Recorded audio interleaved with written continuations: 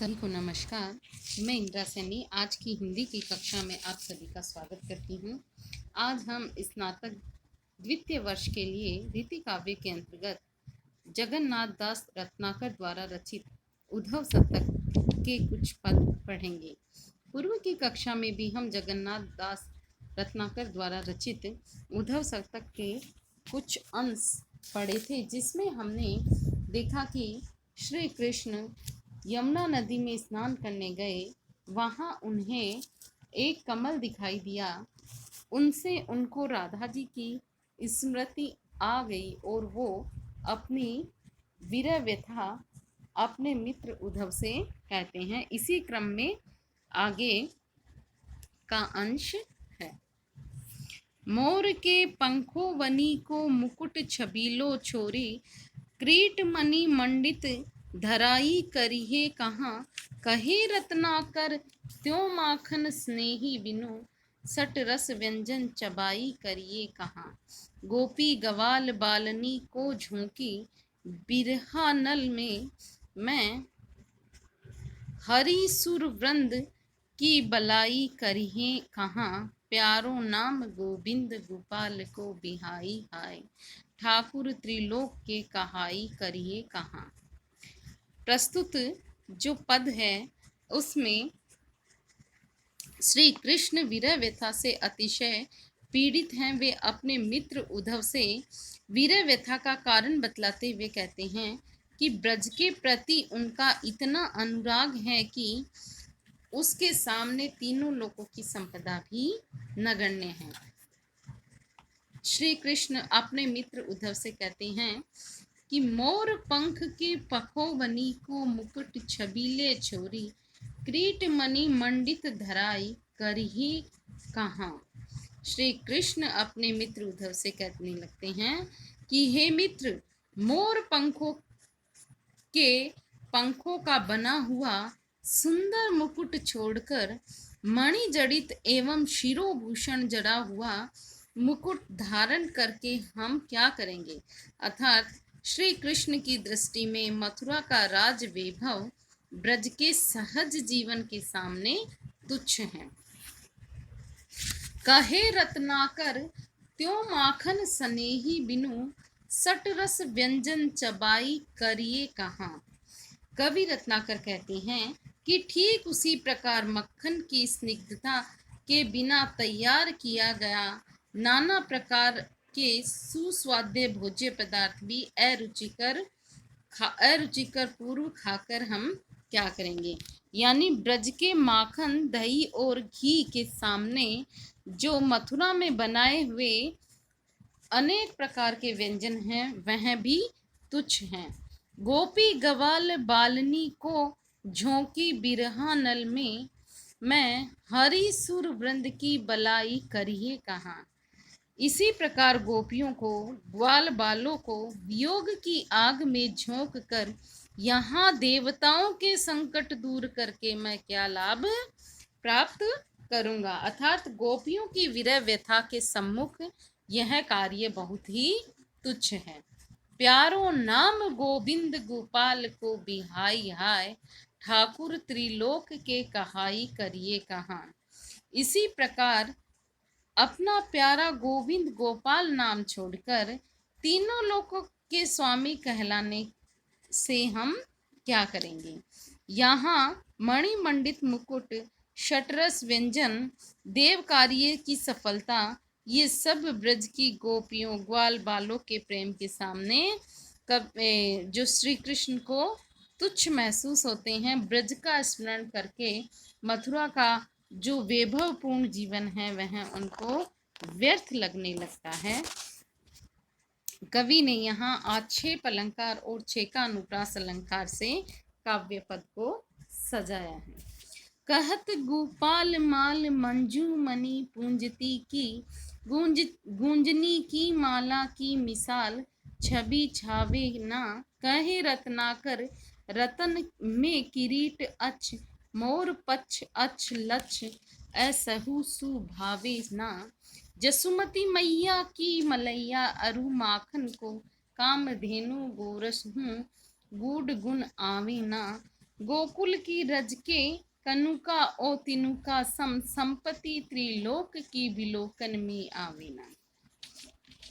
यहाँ जो है ब्रज की स्मृति बार बार श्री कृष्ण को झकझोर रही है।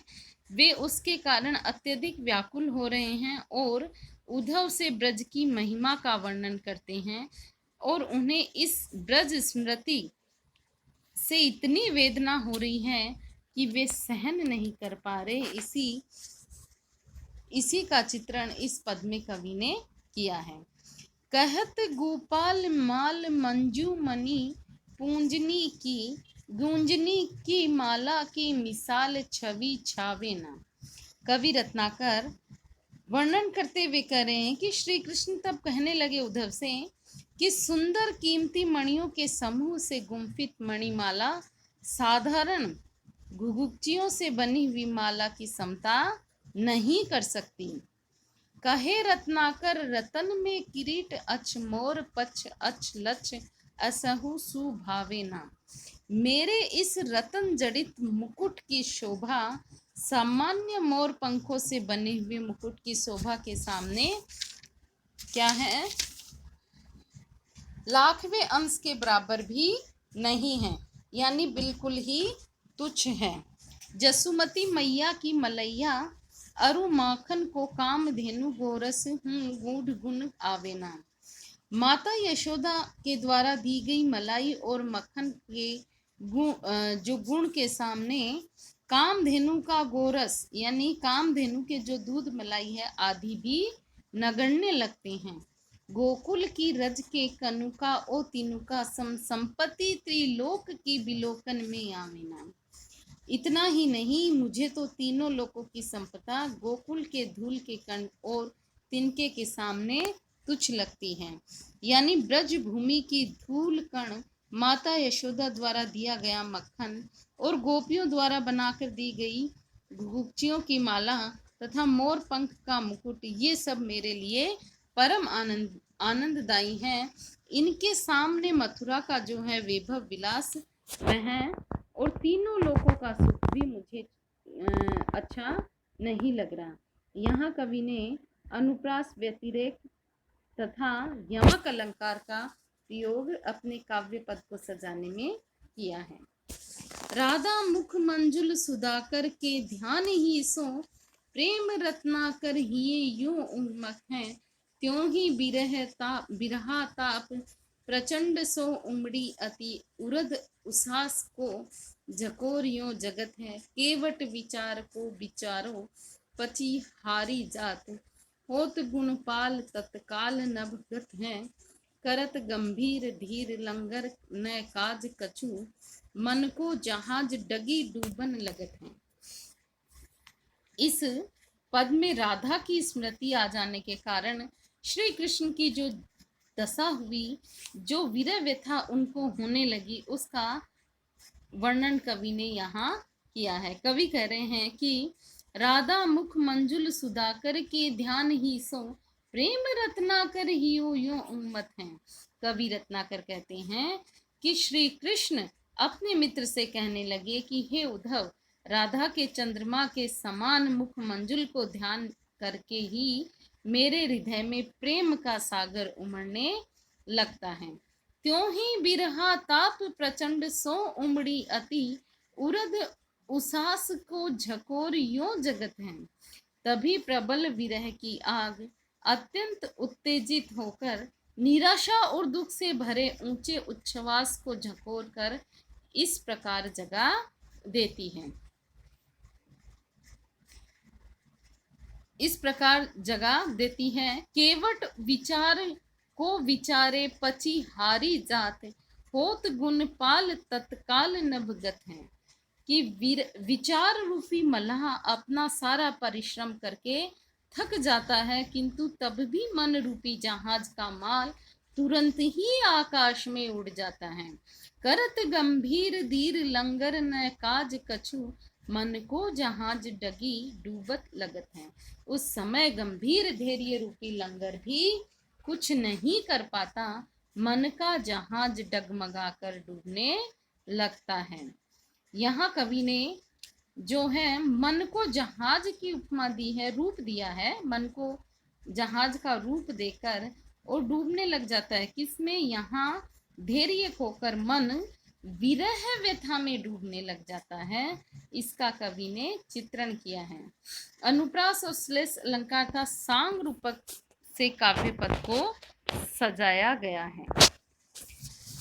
शील सनी सुरुचि सुबात चले पूरब की, और ओप उमंगी द्रगनी मिदुराने ते, कहे रत्नाकर अचानक चमक उठी, उर घनश्याम के अधीर अकुलाने ते, सात आसाछन दुर्दिन दिसियो सुरपुर माही, ब्रज में दिन बरी बूंद हरियाने ते, नीर को प्रवाह कान्हा नैनन के तीर भयो, धीर भयो उधो उर अचल रसाने ते। यहाँ जो कवि है वह वर्णन कर रहे हैं कि जब श्री कृष्ण उद्धव से ब्रज की चर्चा करने लगे तो उनकी विरह व्यथा और अधिक तीव्र होने लगी, परंतु इस चर्चा से स्वर्गलोक में निराशा तथा ब्रज में क्या है, प्रसन्नता छा गई, क्योंकि देवताओं को यहाँ आभास होने लगा कि श्री कृष्ण देव कार्य का परित्याग कर अब ब्रज को लौट जाएंगे और ब्रजवासी उनके आगमन की आशा, आने की आशा से प्रसन्न हो जाएंगे। इसी को कवि ने यहाँ इस पद में जो है चित्रित किया है। कवि रत्नाकर कवि कह रहे हैं कि सील सनी सुरुचि सुबात चले पूरब की, और ओप उमगी द्रगनी मिदुराने ते। रत्नाकर कवि कह रहे हैं कि प्रेम से भरी हुई उत्तम रुचि वाली ब्रजवासियों को अच्छी लगने वाली अच्छी बातें जब होने लगी तो कृष्ण के अर्ध नेत्र निमीलन से आंखों में कुछ विशिष्ट चमक आ गई। कहे रत्नाकर अचानक चमक उठी, उर घनश्याम के अधीर अकुलाने थे। अतिशय व्याकुलता होने से धैर्यहीन श्री कृष्ण के हृदय में अचानक विरह की टीस उठने लगी।